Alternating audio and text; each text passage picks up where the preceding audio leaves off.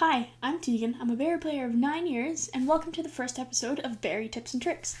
Today we're going to be talking about the table key, as well as the low A key, and I'll be using my Yamaha YDS 120 for demonstration purposes today, entirely for the sole fact that I do not have a bell in the way of the keys I'm trying to talk about. I will include at the end of the video me playing all of these same things on my actual saxophone just to demonstrate that it's not the digital saxophone being funky. So as Bari players, we need to be well acquainted with our table key because anything lower than a D, except for C natural, uses the table keys. And also, just as a saxophone player, you're going to need your G sharp A flat key on your table key. Something some composers and arrangers do is they'll write a low note to a G sharp, a low note that requires a table key to G sharp A flat. That's not a super easy switch to do a lot of times, but there's some nice tricks that a lot of modern Baris, and for sure a P. Moriarty Bravo 200, which is what I play, can absolutely do.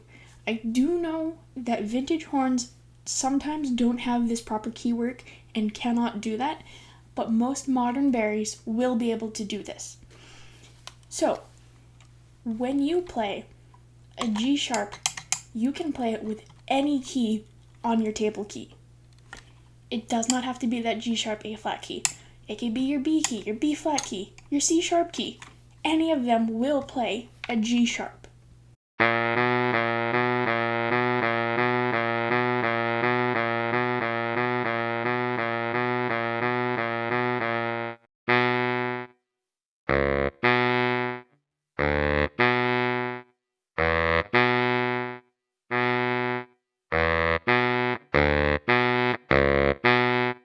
So in context, using your low fingering for a G sharp would look like this.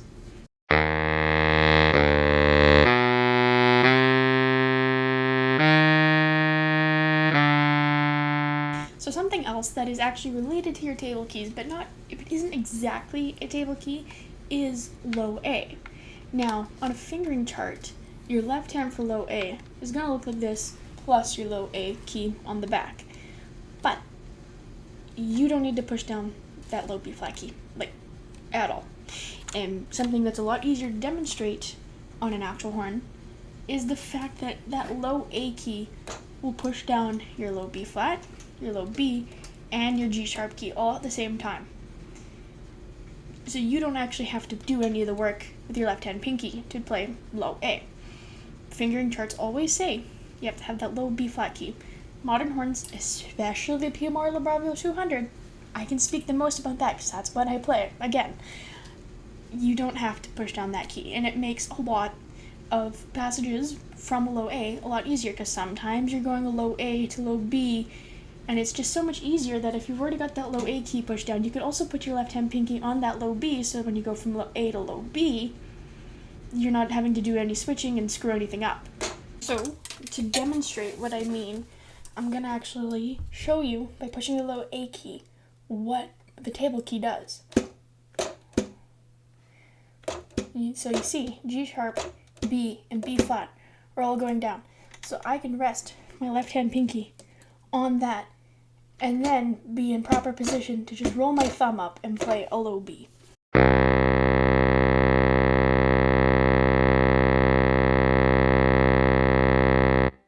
So to put that low A trick into context, it would look like something like this.